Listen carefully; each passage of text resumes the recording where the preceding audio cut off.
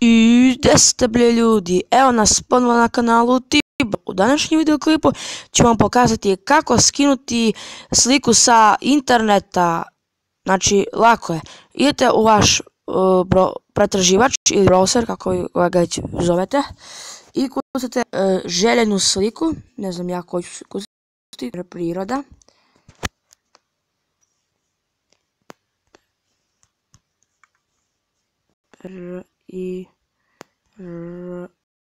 Da.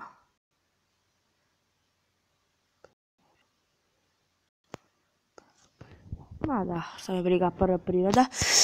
I samo stisnete idi. Malo sad čekajte.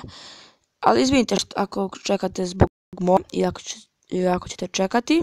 Moje je malo sporiji, ne znam, nešto se nakačilo na njega, ne znam. Evo, odmah hoću da mi prevede sa hrvatskog na srpski, e pa ovog puta ne treba mi. Ma beži mi i idete tu gdje pišu slike. Znači, idete na slike, šta je broj? Nije bitno, stavit ću ovo i samo držite prst na slici koju želite da preuzmete.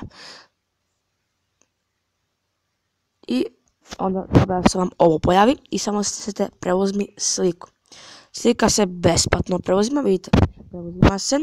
Znači, slika će se preuzeti za jedno 5 do 10 sekundi. Znači, ako sam vam pomogao, a nadam se da jeste, obavezno ostavite taj like i subscribe ako želite još ovakvih nekakvih informacija.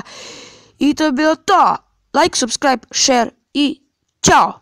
I komentari se podrazumevaju.